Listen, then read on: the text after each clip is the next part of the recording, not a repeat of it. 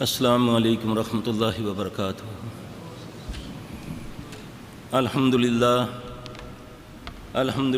نحمدہ ونستعینہ ونستغفرہ ونؤمن بہ ونتوکل علیہ ونعوذ باللہ من شرور انفسنا ومن سیئات اعمالنا ومن یہدہ اللہ فلا مضل له ومن یضلل فلا ہادی له۔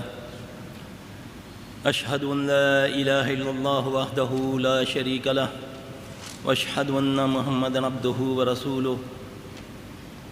اما بعد فإن خیر الحدیث کتاب اللہ وخیر الہدی ہدی محمد صلی اللہ علیہ وآلہ وسلم وشر الامور محدثاتها وکل محدثات بدعہ وکل بدعۃ ضلالہ وکل ضلالۃ فی النار۔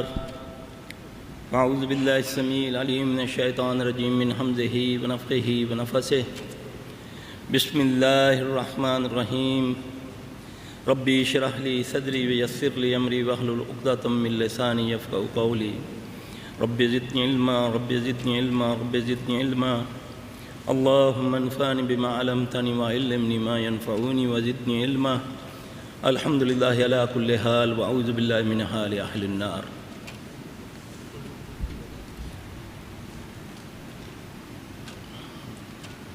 محترم بھائیو، جو موضوع مجھے دیا گیا ہے شیخ صاحب نے اس کی وضاحت تو بڑے اچھے انداز سے کر دی۔ المیہ یہ ہے کہ سب کچھ ہمارے پیارے محمد صلی اللہ علیہ وسلم نبی بتا کر گئے، اس سے آگاہی دی ہمیں۔ بد نصیبی یہ ہے کہ ہم اس سے کوسوں دور ہیں اور غیروں کے پیچھے چل چل کے آج ہم یہاں تک پہنچ گئے ہیں کہ جس کو نبی کی بتائی ہوئی کوئی دعا بتائی جائے، جو کہ ہمارا موضوع ہے، جادو، جن اور نظر، ان تینوں بیماریوں کا تعلق جو ہے یہ شیطان کے ساتھ ہے۔ اور شیطان جو ہے وہ کوئی مخلوق نہیں، مخلوقات اللہ نے تین پیدا کی، فرشتے نور سے، جن آگ سے، اور انسان کو مٹی سے پیدا کیا۔ تو اب شیطان کیا ہے؟ سب سے پہلے تو ہم شیطان کو سمجھے ہی نہیں، نہ سمجھا سکے۔ جہاں بھی شیطان کا ذکر آتا ہے تو ہمارے ذہنوں میں ابلیس کا ذکر آ جاتا ہے، ابلیس کا تصور آتا ہے۔ اللہ نے شیطان کے بارے میں فرمایا کہ یہ تمہارا کھلا دشمن ہے، یہ عدو مبین ہے، اور جب تک ہم اپنے دشمن کو نہ سمجھیں ہم اس کا مقابلہ نہیں کر سکتے۔ جب تک ہم اس کی ریشہ دوانیاں، اس کی چالوں کو نہ سمجھیں تو ہم اس کا مقابلہ نہیں کر سکتے، چاہے دشمن ہمارا طاقتور ہو یا کمزور ہو۔ اب اس کے بارے میں اللہ نے ہمارے لیے رحمت العالمین ہمارے پیارے نبی صلی اللہ علیہ وآلہ وسلم کو مبعوث فرمایا۔ اور ایک چیز جو میں آج آپ کے سامنے رکھنا چاہتا ہوں، سب سے پہلے جو اللہ نے نبی علیہ السلام صلی اللہ علیہ وسلم کو دعا سکھائی، سب سے پہلا جو خطاب جبرائیل علیہ السلام جب آئے سلام کے بعد جو دعا آپ کو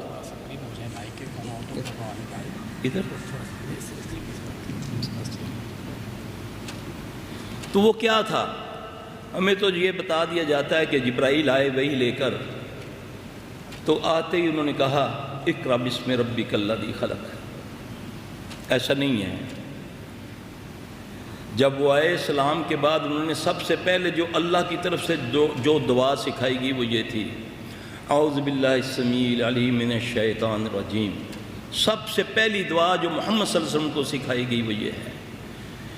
یہ کیا چیز ہے کہ سب سے پہلے وہ چیز بتائی گئی کہ جس سے اے محمد صلی اللہ علیہ وسلم تو میری پناہ میں آئے گا تو اس سے بچ سکے گا، وہ شیطان ملعون۔ پھر بسم اللہ، پھر اقرأ بسم ربک الذی خلق۔ یہ اتنی بڑی قوت اللہ نے شر شیطان پیدا کیا، اور پھر اس کے بچنے کا طریقہ بھی سب سے پہلے محمد صلی اللہ علیہ وسلم کو بتایا جاتا ہے کہ وہ پہلے یہ پڑھیں کہ اعوذ باللہ السمیع العلیم من الشیطان الرجیم۔ اب کبھی غور کیا ہے ہم نے کہ یہ کیا ہے؟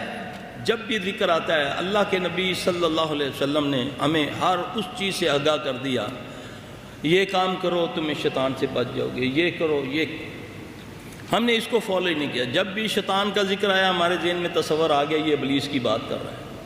میرے بھائیوں، یہ شان میرے رب کی ہے، وہ اکیلا ہے، وہ مستوی العرش ہے، وہ اپنے علم و حکمت کے ساتھ پوری کائنات میں ہے۔ کیا ابلیس ملعون کے پاس بھی یہی طاقت ہے کہ وہ اکیلا ایک تخت پر بیٹھا ہے، سمندر کے اوپر تختہ لگائے بیٹھا اور ساری کائنات کو اپنے خود اکیلا ہی وہ کنٹرول کر رہا ہے؟ یہ تو میرے اللہ کی شان ہے کہ وہ آسمانوں میں عرش پر ساری کائنات کو اپنے علم و حکمت کے ساتھ کنٹرول کرتا ہے۔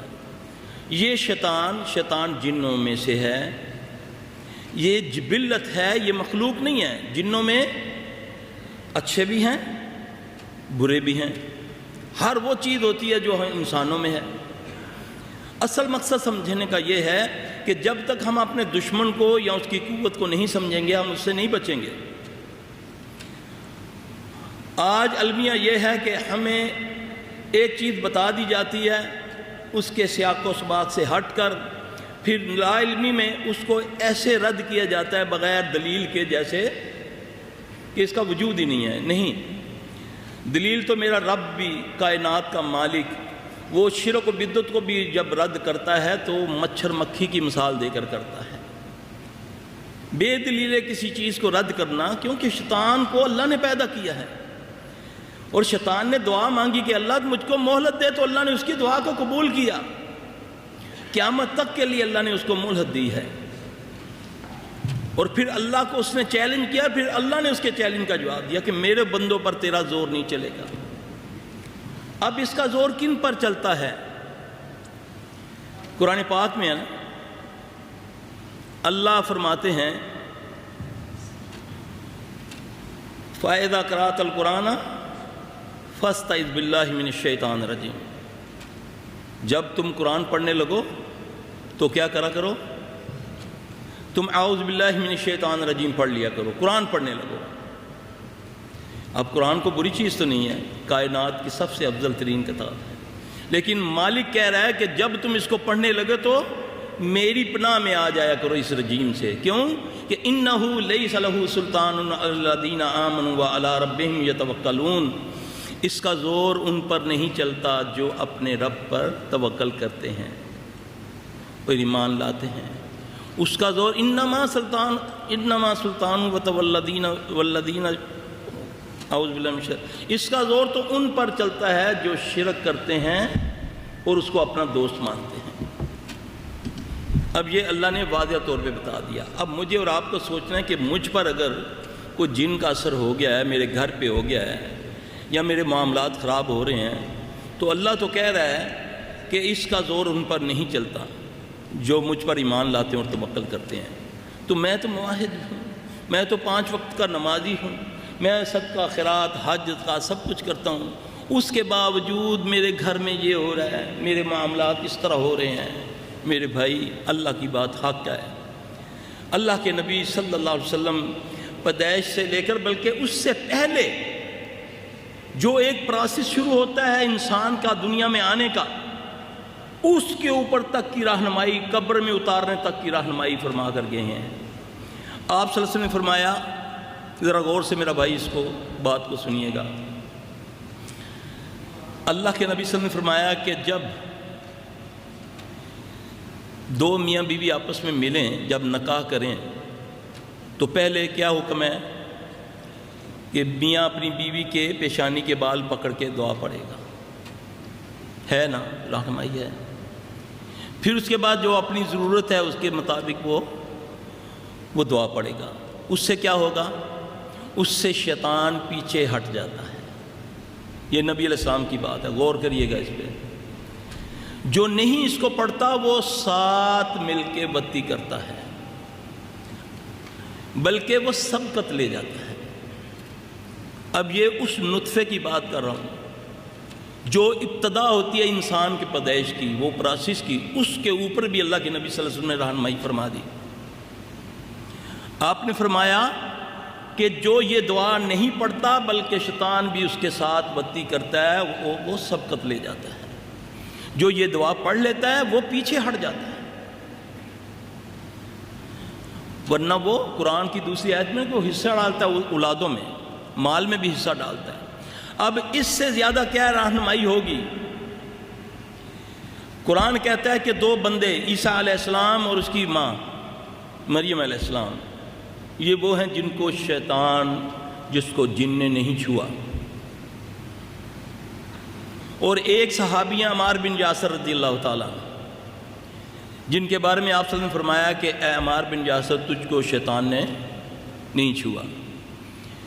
چوتھا وہ بچہ ہوگا جس کے والدین نے اپنی شرعی ضرورت سے پہلے اس دعا کو پڑھا، بسم اللہ اللہم جنبنا الشیطان وجنب الشیطان وما رزقتنا۔ آپ صلی اللہ علیہ وسلم کی اس پر گارنٹی ہے کہ اگر اللہ نے اس کو اس دن وہ اولاد سے نوازا، وہ بچہ یا بچی، عورت یا مرد، جب تک دنیا میں زندہ رہے گا کبھی اس کو جن شیطان چھوئے گا نہیں۔ یہ گارنٹی ہے۔ یہ شیطان سے بچنے کے طریقے محمد صلی اللہ علیہ وسلم نے بتا دیے، پیدائش سے پہلے سے لے کر قبر تک اتارنے کا طریقہ، کھانا پینا، بیٹھنا، چلنا پھرنا، سونا جاگنا۔ دعائیں پڑھ کے دیکھ لیں، اعوذ باللہ من الشیطان الرجیم، بسم اللہ الرحمن الرحیم۔ اب یہ وہ ساری چیزیں ہیں جو ہم میں سے یہ نکل چکی ہیں۔ کسی کو شرعی طور پر کوئی وظیفہ بتائے نا بندہ، تو کہتا سلفی صاحب یہ تو آتا ہے، کچھ اور بتائیں، یعنی کہ اس کو نبی کی بات پر بلیو نہیں ہے۔ ایک صحابی آتا ہے، یہ کہاں تک جاتا ہے؟ اللہ کے نبی نے فرمایا یہ تو تمہارے خون کے اندر، جسم کے اندر خون کی طرح گردش کرتا ہے، یہ شیطان جن کی بات کر رہا ہوں۔ اب اس سے بچنے کا طریقہ سوائے محمد صلی اللہ علیہ وسلم کے آپ کو کوئی نہیں بتا سکتا، کیونکہ وہ ہمارے یہ رہبر من جانب اللہ ہے۔ وہ اپنی طرف سے کچھ نہیں کہتے، جو کہتے ہیں وہ وہی سے کہتے ہیں۔ اب اللہ کے نبی صلی اللہ علیہ وسلم ہمیں رہنمائی فرما رہے ہیں کہ ٹوائلٹ میں جاؤ دعا پڑھو، کھانا کھاؤ بسم اللہ کرو، سیدھے ہاتھ سے کھاؤ، برتن ڈھانپ کے رکھو، یہ کرو وہ کرو۔ اس کو ہم نے ایک معمولی بات لی ہوئی ہے۔ صحابی اس معاملے میں ایک آتے ہیں، عرض کرتے ہیں یا رسول اللہ صلی اللہ علیہ وسلم، کچھ دنوں سے میری نماز میں لذت ختم ہو گئی ہے، خشوع و خضوع ختم ہو گیا ہے، بڑا پریشان ہوں۔ میرے ساتھ جو بندہ نماز پڑھتا ہے، سبحان اللہ یا رسول اللہ، ایسی نماز پڑھتا ہے کہ آپ میرے لیے دعا فرمائیں کہ میں اس جیسی نماز پڑھوں۔ اللہ کے نبی صلی اللہ علیہ وسلم نے فرمایا کہ تمہیں سورہ بقرہ کی آخری 2 آیات آتی ہیں؟ عرض کی ہاں یا رسول اللہ آتی ہیں۔ آپ نے فرمایا اس کو پڑھا کر۔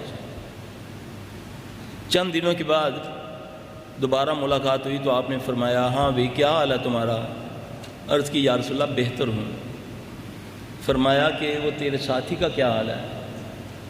عرض کی یا رسول اللہ صلی اللہ علیہ وسلم اس دن سے وہ نہیں آ رہا۔ آپ نے فرمایا تم جانتے وہ کون تھا؟ وہ شیطان تھا، وہ جن تھا۔ اب اندازہ کریں، مسجد نبوی، نبی موجود، صحابی رسول، اور اللہ نے اس کو اتنی قوت دی ہے کہ وہ انسانی روپ میں آ کر اس صحابی کو وسوسہ نہیں ڈال رہا، ڈائریکٹ ڈیمانسٹریشن دکھا رہا ہے، اور وسوسہ بھی ڈال رہا ہے دیکھو تیری نماز صحیح نہیں ہے۔ اس کو اللہ نے قوت دی ہے، اللہ نے اس کو قوت دی ہے، اس کا انکار مت کرو۔ اللہ نے اس کو طاقت دی ہے، اور اس سے بچنے کے طریقے رسول اللہ صلی اللہ علیہ وسلم کے ذریعے سے ہم تک پہنچا دی ہے۔ یہ ہماری بد نصیبی ہے کہ ہم نے نبی علیہ السلام کو چھوڑ دیا، ہم نے نبی کی تعلیم کو چھوڑ دیا، ہم نے وہ جو آسان طریق چیزیں تھیں، آسان جو علاج تھے، ان کو چھوڑ دیا۔ لمبے لمبے وظیفے، لمبے لمبے چلوں پر ہمارا دل مطمئن ہے، نہیں جی فلاں نے بتایا جی 1,00,000 بار یہ پڑھو۔ کوئی چیلنج کرتا ہوں، کوئی مائی کا لال ثابت کرے حدیث میں سے، قرآن میں سے، کہ کوئی لاکھوں کے حساب سے کوئی ورد بتایا ہو میرے پیارے نبی صلی اللہ علیہ وسلم نے، 100 سے زیادہ کوئی۔ آسان چھوٹے لفظ ہیں، اتنی بار پڑھو۔ ایک دعا ہے 3 بار اس کو پڑھو، صبح شام تک کائنات میں کوئی چیز تمہیں نقصان نہیں پہنچا سکتی۔ چھوٹی سی دعا ہے، 3 بار۔ جی اس کو زیادہ پڑھ لوں جی میں 100 باری تسبیح کرنا ہے، اور نبی نے فرمایا 3 بار پڑھ، انشاءاللہ تیرا بلیو ہونا چاہیے، 3 بار تیرے لیے کافی ہے۔ یہ کرو، یہ ساری رہنمائی، ہر چیز کا علاج، کون سا علاج ہے، کون سی فزیکلی بیماری، کون سی روحانی بیماری ہے جو قرآن میں اور حدیث میں اس کا علاج موجود نہیں ہے۔ نبی علیہ السلام صلی اللہ علیہ وسلم مدینے میں آتے ہیں، صحابہ ساتھ ہیں جو مہاجرین میں سے ہیں، نبی کے علاوہ سب کو ایسا بخار چڑھتا ہے پتہ ہی نہیں چلتا، اتنی تکلیف ہے کہ تڑپ رہے ہیں سارے، یہاں تک کہ ابو بکر رضی اللہ تعالیٰ عنہ، حضرت بلال رضی اللہ تعالیٰ عنہ اتنی تکلیف میں ہے کہ انہوں نے مکے کی یاد میں شعر کہنے شروع کر دیا ہے۔ اللہ کے نبی صلی اللہ علیہ وسلم پریشان ہوتے ہیں، آپ صلی اللہ علیہ وسلم دعا فرماتے ہیں، اے اللہ مدینے کی فضا کو مکے جیسا کر دے، بلکہ اس سے بھی بہتر کر دے، مدینے کے سا میں برکت ڈال دے، یعنی کہ اس کے تول میں، اس کے رزق میں برکت ڈال دے۔ اے اللہ مدینے کا بخار جوفہ میں لے جا، ہے نا مدینے میں جوفہ ایک وادی ہے نا۔ اب بیمار صحابہ ہو رہے ہیں، نبی دعا کیا فرما رہے ہیں؟ اب اللہ کے نبی صلی اللہ علیہ وسلم کی عادت مبارک تھی، آپ فجر کے بعد صحابہ سے خواب سنا کرتے تھے، جس کا صحیح ہوتا اس کو شکرانے کا کہتے، جس کا کوئی غلط ہوتا تو آپ اس کے لیے اس کے زائل کا طریقہ بتاتے کہ اس کو زائل کر لو، کیونکہ آپ صلی اللہ علیہ وسلم نے فرمایا اچھا خواب اللہ کی طرف سے ہے، برا خواب شیطان کی طرف سے ہے۔ اب برے خواب کو زائل کرنے کا طریقہ بڑا آسان ہے۔ صحابی کہتا جب سے میں نے یہ اپنایا، پہاڑ جیسے بھی خوابوں کے بارے میں میرے دل میں کوئی خوف ہی نہیں رہا۔ اب ہمیں جو بتایا گیا، ہم جب بھی کسی سے پوچھیں، کسی بھی بھائی سے کوئی علم والا تھوڑا سا ہو، تو بس جی اعوذ باللہ پڑھ لیا کرو، تھو تھو کر لیا کرو۔ اب حدیث کچھ اور بتا رہی ہے، میں کچھ اور بتا رہا ہوں۔ پہلے آپ تھتکاریں گے الٹے کندھے پر، تھو تھو تھو کر کے اس کے خواب کا تصور کر کے، پھر ایک دعا ہے اعوذ باللہ من شر الشیطان وشرہ، اعوذ باللہ من شر الشیطان وشرہ، اس کو 3 بار پڑھیں گے، اس خواب کا اثر زائل ہو گیا۔ اگر برے خواب کو زائل نہیں کرو گے، اس کا اثر 40 سال سے زیادہ معلق رہے گا، یعنی کہ ساری زندگی رہے گا۔ یہ میں اپنی طرف سے نہیں کہہ رہا، حدیث میں موجود ہے۔ برے خواب کو زائل کر لو۔ کتنے بھائی ہیں جن کو آتی ہے؟ رہنمائی تو دے گئے ہیں رسول اللہ صلی اللہ علیہ وسلم۔ اب اللہ کے نبی صلی اللہ علیہ وسلم صبح خواب مخاطب ہوتے ہیں تو صحابہ عرض کرتے ہیں، آپ نے پوچھا ہاں بھی کوئی خواب کسی کا اس کی نہیں؟ آپ نے فرمایا آج میں نے ایک خواب دیکھا ہے۔ محمد صلی اللہ علیہ وسلم خواب سنانے لگے ہیں۔ میں رات کو پریشان تھا تو میں نے اللہ سے یہ دعا کی، تو خواب دیکھتا ہوں کہ ایک دراز قد کی کالی سیاہ لمبی عورت، کالا لباس پہنے ہوئے، بال کھلے، مدینے سے بھاگتی ہوئی جوفہ کی طرف جا رہی ہے۔ یہ نقطہ سمجھے میرے بھائی، ہم اپنی کم علمی میں تو اس کو خاص کر جو ہمارے بھائی علم والے آپ کہلاتے ہیں، زیادہ تر اللہ ماشاءاللہ سب تو نہیں، وہ جہالت کے انداز سے ان چیزوں کو رد کر دیتے ہیں۔ شیطان کا انکار بھی جو ہے نا وہ بھی کفر میں آتا ہے، کیونکہ شیطان اللہ نے پیدا کیا ہے تو قیامت تک کے لیے اللہ نے اس کو مہلت دی ہے، اس کو اللہ نے قوت دی ہے۔ ہم کہتے ہیں اللہ کو من شر ما خلق، میں تیری پناہ میں آیا، اس رب کی پناہ میں آیا جس نے وہ یہ شر پیدا کیا۔ شیطان بھی اللہ نے پیدا کیا ہے۔ اب اللہ کے نبی صلی اللہ علیہ وسلم خواب آپ نے فرمایا، سنایا، تو اس کے بعد ہی جتنے صحابہ بیمار تھے ساروں کو اللہ نے شفا دے دی۔ اب وہ کیا تھا؟ وہ بخار کیوں ہوا؟ وہ اسیبی بیمار تھا۔ اسیبی جن بیماریاں لگاتے ہیں، شیاطین جنوں کی وجہ سے بیماریاں لگتی ہیں۔ میری جو اسیسمنٹ ہے کم از کم نہیں تو 90% بیماریاں جنات لگاتے ہیں۔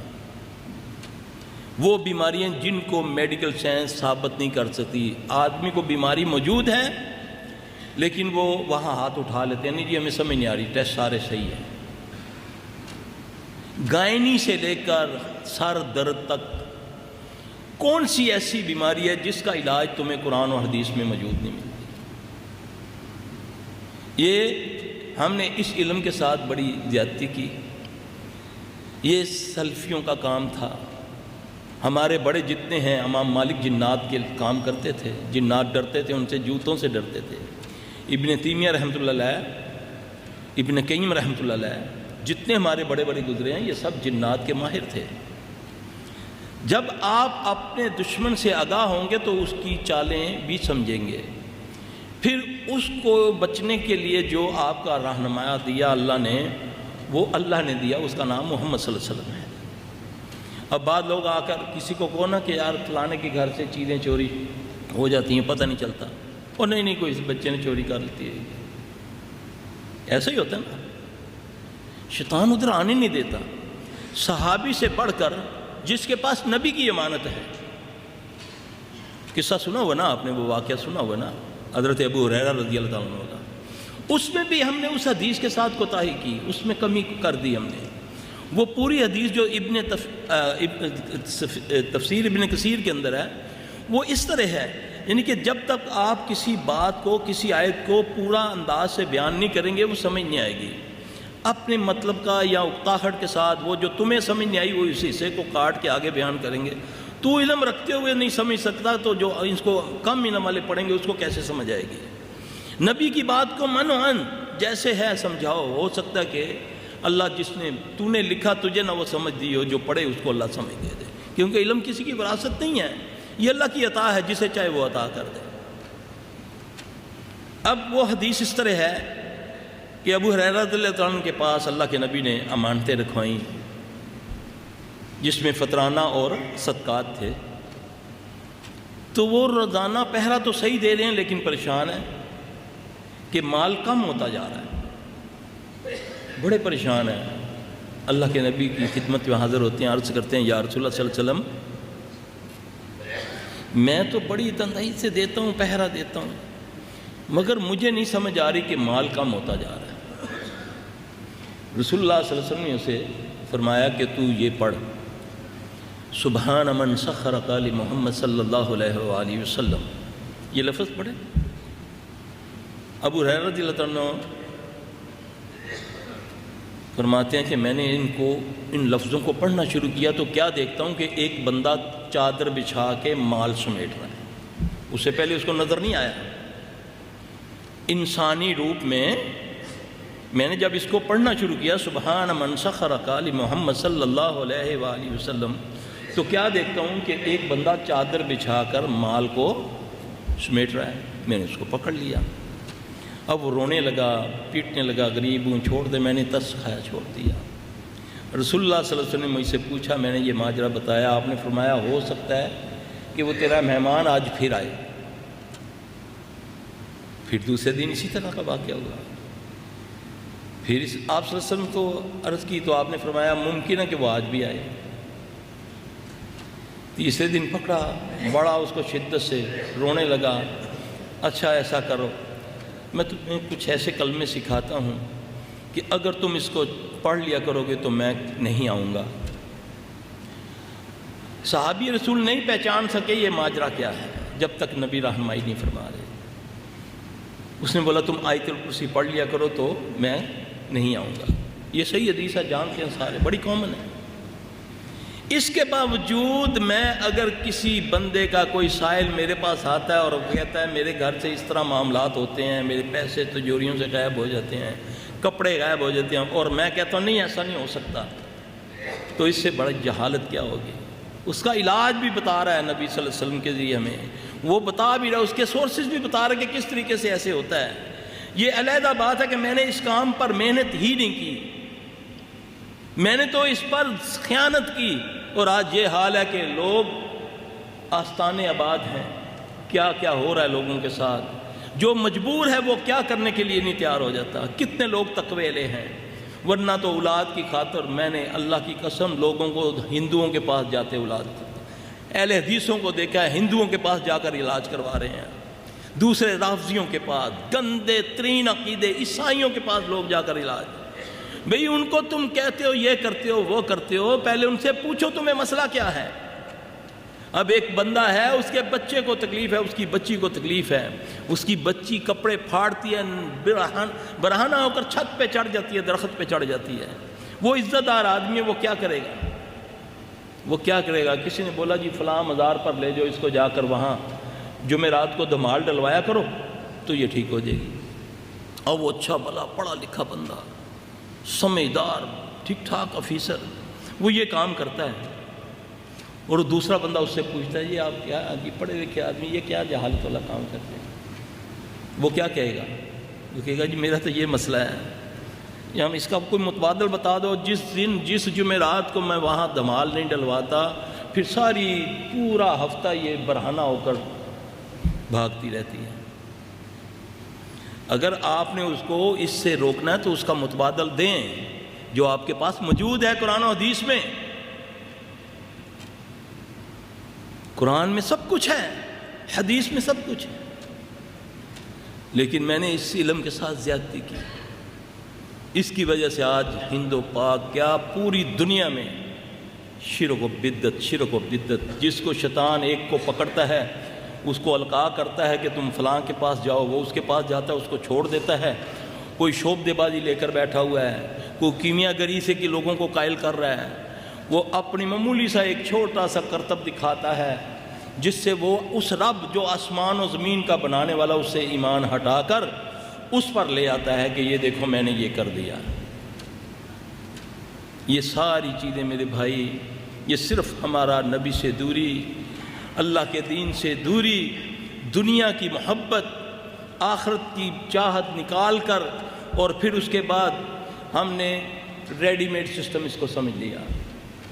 اس کام کے لیے مولوی صاحب آپ کچھ کریں، ہم تو مصروف لوگ ہیں، ہاں جی، وہ پھر ایسے لوگ اس میں آ گئے کہ وہ کہتے ہیں ٹھیک ہے جی ہم ہی کریں گے، یہ آپ کا کام ہی نہیں ہے۔ پیسہ بھی گیا، عزت بھی گئی، اور سب سے بڑی بات جو شیخ نے فرمایا ایمان بھی گیا۔ نہیں جی اب مجبوری کی حالت ہے، اگر انہوں نے یہ عمل کروایا ہے ہم سے تو ہم مجبور تھے بھائی، اگر ہم نے یہ عمل کر دیا ہے تو اللہ سے معافی مانگ رہے ہیں۔ اضطراری کیفیت میں تو سور بھی کھانا جائز ہو جاتا ہے، پھر یہ دلیلیں گھڑتا ہے، حالانکہ یقین جانیں اللہ کی قسم قرآن و حدیث میں ہر بیماری ہر چیز کا علاج موجود ہے، صرف آپ اس کو تھوڑا سا سمجھیں، اور اللہ ہمیں سمجھانے کی توفیق دے، ہم سمجھیں بھی اور سمجھائیں بھی۔ دیکھیں رسول اللہ صلی اللہ علیہ وسلم نے فرمایا اس گھر سے کبھی خیر ختم نہیں ہوتی، اس گھر سے کبھی خیر ختم نہیں ہوتی جس گھر میں ہاتھ دھو کر کھانا کھایا جائے اور کھانے کے بعد ہاتھ دھوئے جائیں۔ اب کوئی معمولی عمل ہے یہ؟ بتانے والے رسول اللہ صلی اللہ علیہ وسلم ہیں، اور لفظ کتنا بڑا ہے کہ اس گھر سے کبھی خیر ختم نہیں ہوگی جس گھر میں کھانا کھانے سے پہلے ہاتھ دھوئے جائیں اور کھانے کے بعد ہاتھ کو دھویا جائے، بلکہ ایک حدیث میں ہے کہ جس میں کلی کی جائے۔ آپ کتنی بڑی گارنٹی کون دے رہے ہیں؟ محمد صلی اللہ علیہ وسلم۔ آپ نے فرمایا صبح جب تم فجر کی نماز کے بعد 3 بار اس کو پڑھ لو، بسم اللہ الذی لا یضر مع اسمہ شیء فی الارض ولا فی السماء وهو السمیع العلیم، جو اس کو 3 بار پڑھ لے گا، صبح سے شام تک کوئی چیز اس کو زمین و اسمان میں اس کو ضر نہیں پہنچائے گی، کوئی جادو، کوئی ٹونا، کوئی نظر، کوئی بم، کوئی کچھ، انشاءاللہ ہمارا ایمان ہے۔ اس پر گارنٹی کس نے فرمائی؟ محمد صلی اللہ علیہ وسلم نے۔ کتنے ہمارے بھائی ہیں جو پڑھتے ہیں؟ آپ صلی اللہ علیہ وسلم نے فرمایا جس نے صبح کی نماز پڑھ لی جماعت کے ساتھ وقت پر، اللہ کی طرف سے اس پر گارنٹی آ جاتی ہے کہ اے بندے تو میری ایمان میں آ گیا۔ جو نہیں پڑھتا شیطان اس کے کان میں آ کے پیشاب کر دیتا ہے، یہ حدیث ہے۔ جو نہیں پڑھتا فجر کی نماز، شیطان اس کے کان میں آ کے پیشاب کر دیتا ہے۔ یہ کہاوتیں نہیں ہیں، جیسے آپ نے فرمایا نا کہ بسم اللہ سے کھانے سے پہلے بسم اللہ پڑھ لیا کرو، سیدھے ہاتھ سے کھایا کرو۔ جو بسم اللہ نہیں پڑھتا بلکہ شیطان بھی اس کے ساتھ کھانا کھاتا ہے، ریئلی جنات اس کے ساتھ کھانا کھاتے ہیں، شیطان جن ہوتے ہیں نا وہ کھاتے ہیں، ہمیں نظر نہیں آتے۔ ہم کہتے ہیں نا ہمارے گھروں میں برکتیں نہیں ہیں، پیسے بڑے کماتے ہیں لیکن سمجھ ہی نہیں آتی کہاں جاتا ہے۔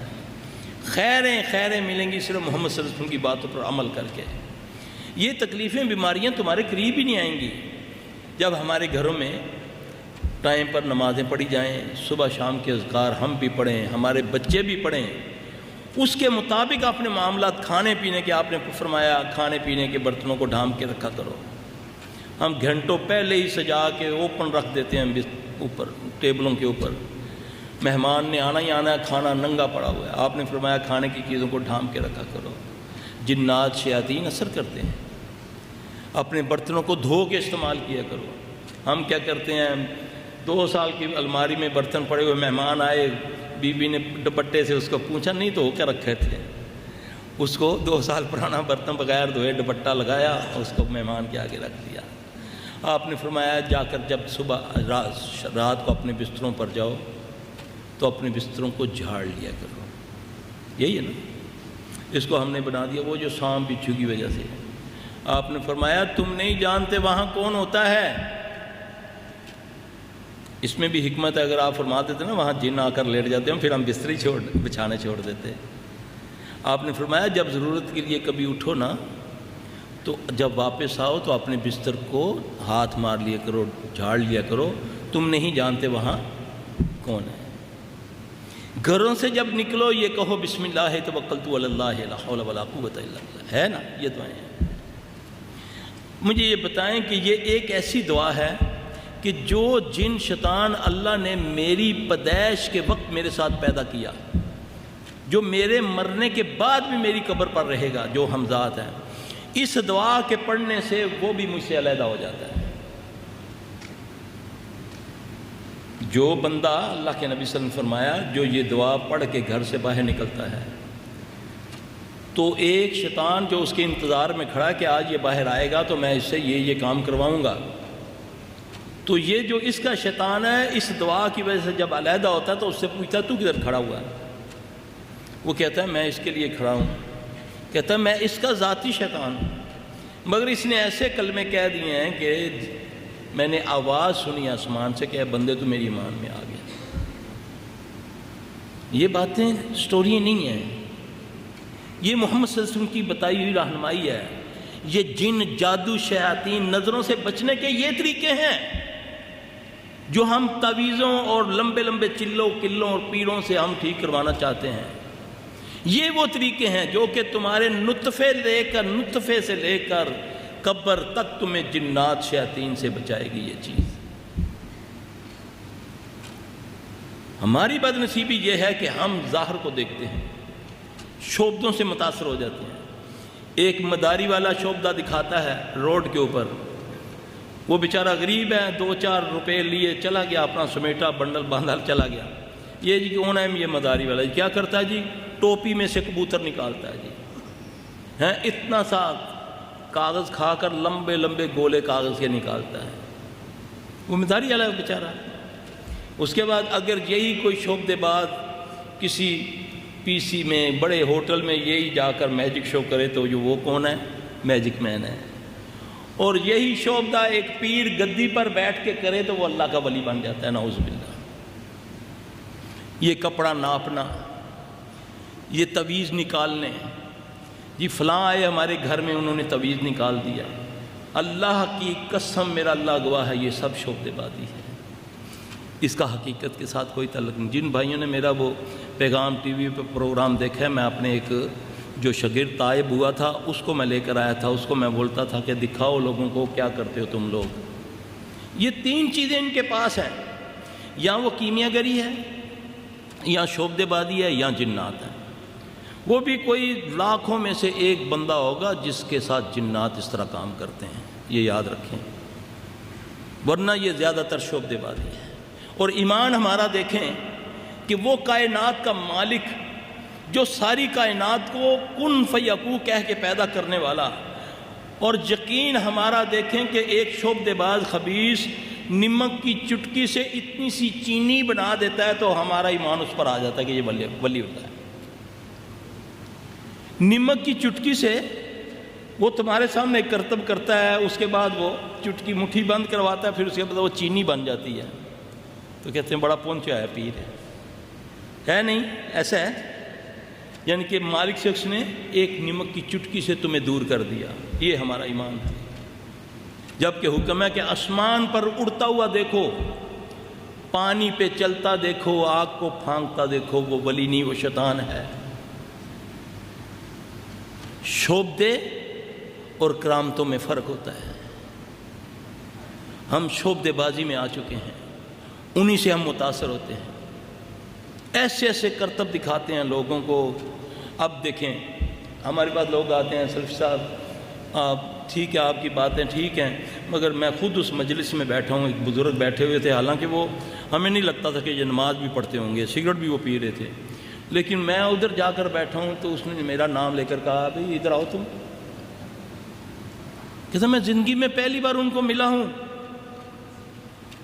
انہوں نے میرا سب کچھ بتا دیا، تم یہ ہو، تمہارا یہ ہے، تم اس لیے آئے ہو، یہ کر کے آئے ہو۔ کہتے سلفی صاحب یہ کیا ہے؟ یہ کرامت نہیں تو اور کیا ہے؟ دیکھیں نا، بندہ ایک سوچتا تو ہے نا اس مجلس میں۔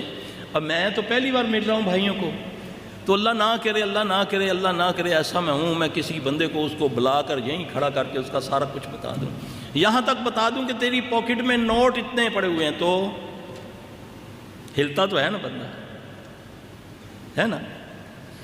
اب اس کی چیز، اس کو رد کرنے کے لیے مجھے دلیل دینی پڑے گی، ورنہ جس کے ساتھ یہ واقعہ ہوا ہے وہ کہے گا تو جھوٹا وہ سچا، کیونکہ اس نے اپنی آنکھوں سے یہ سب کچھ دیکھا ہے۔ اس کے پیچھے کیا ہے؟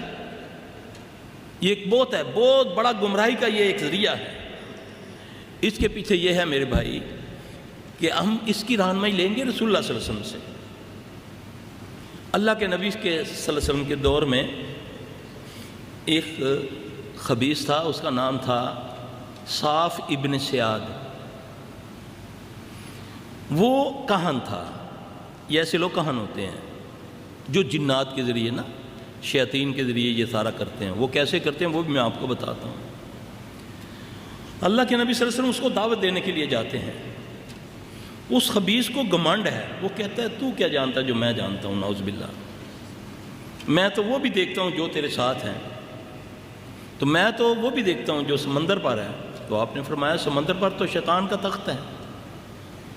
اس نے بولا میں تیرے دل کی بات جانتا ہوں، یہ نبی صلی اللہ علیہ وسلم سے صحیح روایتیں ہیں، جو آپ پڑھ کے دیکھ لیں، تیرے میں دل کی بات بھی جانتا ہوں۔ وہ نبی صلی اللہ علیہ وسلم کو کہہ رہا ہے، وہ صاف ابن سیاد، یہ سپیکر میں بول رہا ہوں، مجھے پتہ ہے ویڈیو بھی بن رہی ہے، تحقیق بھی کر لیں اس بات کی، علماء حضرات جہاں تشریف فرما ہیں ان سے پوچھ لیجئے گا یہ صحیح روایت ہے یا نہیں۔ اس نے نبی صلی اللہ علیہ وسلم کو کہنے لگا، بکواس کرنے لگا کہ محمد صلی اللہ علیہ وسلم میں تیرے دل کی بات بھی جانتا ہوں۔ اللہ کے نبی صلی اللہ علیہ وسلم نے اپنے دل میں سورہ دخان کی کچھ آیات کی تلاوت فرمائی۔ اب قرآن اس کے لیے ایک نئی کلام تھی نا، کہنے لگا جو تو نے پڑھا ہے وہ تو سمجھ نہیں آیا، لیکن دکھ تو نے کہا ہے نا، لفظ دکھ جو ہے نا، دھواں، سورہ دخان کی کچھ آیتیں آپ نے تلاوت فرمائی۔ اس کے جواب میں رسول اللہ صلی اللہ علیہ وسلم نے فرمایا کہ دنیا کا سب سے بڑا ذلیل تو ہے۔ اب کیا سسٹم ہے اس کے پاس؟ ہر انسان کے ساتھ اللہ نے ایک جن کو پیدا کیا ہے جو اس کا ہمزاد ہوتا ہے، سمجھیں اس بات کو۔ وہ آپ کی ہر اس بات کو جانتا ہے جو آپ کر رہے ہیں، الا کہ وہ بھی باتیں جو آپ بھول چکے ہیں اس کو یاد ہیں۔ کیوں کہ جب اللہ کے نبی صلی اللہ علیہ وسلم، ایک واقعہ تو ذرا لمبا ہے، تو جب آپ صلی اللہ علیہ وسلم نے عائشہ رضی اللہ عنہ سے فرمایا نا کہ عائشہ کیا تیرا شیطان تجھ پر ہیوی ہو گیا ہے، تو گھبرا کے کہنے لگی یا رسول اللہ صلی اللہ علیہ وسلم میرا شیطان؟ آپ نے فرمایا ہاں عائشہ میرے ساتھ بھی شیطان ہے، میرے ساتھ بھی اللہ نے ایک شیطان کو پیدا کیا ہے، مگر میرا شیطان اللہ کے فضل سے مسلمان ہو گیا ہے، ایمان لے آیا ہے، وہ مجھے حق کے علاوہ کچھ نہیں بتاتا۔ یہ وہ جن ہے جو ہمزاد ہوتا ہے انسان کے ساتھ، وہ سارا کچھ جانتا ہے۔ اب وہ خبیث جو ہے، وہ جو کاہن ہے، بڑا پیر ہوا ہے، بڑا زبردست پگڑ چگڑ پہنا ہوا ہے، لوگوں کی نظر میں بڑا ولی اللہ ہے، کیونکہ اس کے پاس یہ نعوذ باللہ کرامتیں ہیں کہ جس کو دیکھتا ہے اس کا سب کچھ بتا دیتا ہے، ہمارا ایمان اس پر آ جاتا ہے، اور ہے بھی چیز بڑی خطرناک ہے، اللہ محفوظ رکھے۔ اب اس کے لیے وہ اس کے شیطان کو دیکھتا ہے، وہ اس کا شیطان اس کو القاء کرتا جاتا ہے، وہ اس کو بتاتا جاتا ہے۔ ایسا پنڈتوں میں بھی ہے، ایسا آپ کو ہانگ کانگ میں بھی چلے جائیں، جاپان میں بھی چلے جائیں، چائنا میں بھی ایسے لوگ بیٹھے ہوئے ہیں جو آپ کے نوٹوں کے نمبر تک دکھا دیں، بتا دیں گے۔ میرے بھائی اس کو رد ہم نے کرنا ہے، لیکن اللہ کے نبی صلی اللہ علیہ وسلم سے، کہ ان چیزوں سے ہم نے متاثر نہیں ہونا۔ اب عمر رضی اللہ عنہ کیسے کرتے تھے، ایسے لوگوں کو کیسے پکڑتے تھے، کیسے ان کی گردنیں اتارا کرتے تھے۔ ایک مرتبہ عمر رضی اللہ عنہ کے پاس ایک بہت بڑا کاہن لائے گئے کہ جی یہ اس طرح بڑی دل کی باتیں بتا دیتا ہے جو کچھ ہوتا ہے۔ تو عمر رضی اللہ تعالیٰ نے آزمائش کے لیے ایک طریقہ اپنایا، یہ آپ لوگ بھی اس کا کسی بھی مجلس میں کر سکتے ہیں، ایسے لوگوں کو ذلیل کر سکتے ہیں۔ حضرت عمر رضی اللہ عنہ نے ایسے اپنے ہاتھ کو پیچھے لے گئے، پیچھے کنکریاں اٹھائیں۔ اب وہ تو نہیں کنکریاں دیکھ رہا، گن کے اٹھا کر اس کو بولتے ہیں کہ بتاؤ اس میں کیا ہے۔ اس نے بولا اس میں کنکریاں ہیں۔ تو کہنے لگے کتنی ہیں؟ جتنی تھی انہوں نے بتا دی، گنی تو اتنی تھی۔ اب پھر حضرت عمر رضی اللہ عنہ پھر دوبارہ پیچھے ہاتھ دے کر گئے، پھر کنکریاں اٹھائیں، پھر اس کو گنا نہیں، اس کو گنا نہیں۔ پوچھا بولو کیا ہے؟ کہنے لگا اس میں کنکریاں ہیں۔ کتنی ہیں؟ کہتا نہیں پتہ۔ یہ ہے فارمولہ، اس کو آپ لاکھوں میں ذلیل کر سکتے ہیں انشاءاللہ اس فارمولے سے۔ یہ ہے بیک گراؤنڈ جس کو تم معاوضے مانتے ہو، کرامتیں مانتے ہو۔ معاوضے اور کرامتوں میں فرق ہوتا ہے۔ معاوضہ کہتے ہیں پانی موجود ہے تو برکت آئے گی، خالی برتن میں نبی نے تھوکا پانی نہیں آیا۔ اس بھی نقطے کو سمجھیں آپ۔ جادو یہ ہے کہ ایک چیز کچھ نہیں ہے وہ آ گئی، یہ جادو ہے۔ اللہ کے نبی صلی اللہ علیہ وسلم کسی سفر میں ہیں، سمجھانے کے لیے بتا رہا ہوں۔ آپ کے پاس سب صحابہ کے پاس پانی ختم ہو گیا۔ اب آپ صلی اللہ علیہ وسلم نے فرمایا صحابہ کو بھیجا، جاؤ بھائی جا کر کہیں سے پانی تلاش کرو۔ دیکھا تو دو صحابی، ایک گدھے پر ایک عورت بیٹھی ہوئی ہے، وہ گالیاں دیتی جا رہی ہے، بولتی جا رہی ہے، اس کو گھسیٹتے ہوئے مشکیزیں اس نے اپنے گدھے پہ ڈالے ہوئے لے کر آ گئے۔ اب رسول اللہ صلی اللہ علیہ وسلم جب اس کو قریب لائے، وہ بولتی جا رہی ہے بڑھیا، وہ تو نہیں پہچانا کہ یہ نبی صلی اللہ علیہ وسلم، بدو تھی۔ رسول اللہ صلی اللہ علیہ وسلم نے اس کا مشکیزہ لیا، اس کے مشکیزے میں تھوکا، پھر اس کے بعد اپنے مشکیزے اس مشکیزے سے بھرنے شروع کر دیے، اپنے جانوروں کو پانی پلانا شروع کر دیا۔ اس کا مشکیزہ اسی کا اسی طرح ہے۔ اس کو کہتے ہیں نبیوں کا معجزہ۔ یہ نہیں کہ جی پیر صاحب کے پاس گئے، پیر صاحب نے خالی ٹرے رکھا، نعرہ لگایا غیر اللہ کا، تو ایک دم دیکھا تو چاول، مرغا، سجی بنی بنائی ساری آ گئی، دھواں اٹھ رہا ہے۔ نبی صلی اللہ علیہ وسلم تو پیٹ پہ پتھر باندھتے ہیں۔ نبی صلی اللہ علیہ وسلم جنوں کے بھی رسول ہیں، نبی ہیں۔ نبی صلی اللہ علیہ وسلم نے آج تک کسی جن سے ایک کھجور کی گٹلی بھی نہیں لی۔ صحیح نہیں ہے اسلام میں، جنوں سے کام لینا صحیح نہیں ہے۔ ہمارے میں بھی کچھ لوگ کہتے ہیں، کچھ بزرگ کہتے ہوتے ہیں سلف صاحب نہیں لے سکتا بندہ جنہ تو کام لے سکتا۔ میں پھر ان کو کہتا ہوتا ہوں کہ نہیں ایسی کوئی دلیل ہے تو مجھے آپ بتائیں۔ ایک مرتبہ ایک جگہ ڈاکٹر ذاکر صاحب نے مجھ سے یہ سوال کیا تھا کہ یہ جنوں سے کام لینا کیسا ہے، تو میں نے ان کو یہی دلیل بتائی۔ میں نے بولا میرے نزدیک یہ حرام ہے۔ مجھے کہنے لگے دلیل کیا ہے؟ میں نے بولا دلیل یہ ہے کہ اللہ کے نبی صلی اللہ علیہ وسلم نے آج تک کسی جن سے کوئی کام نہیں لیا۔ ویڈیو کے نیچے سبسکرائب کے بٹن پہ کلک کریں، بیل کے آئیکن پہ کلک کیجئے تاکہ ہر نئی ویڈیو کی نوٹیفیکیشن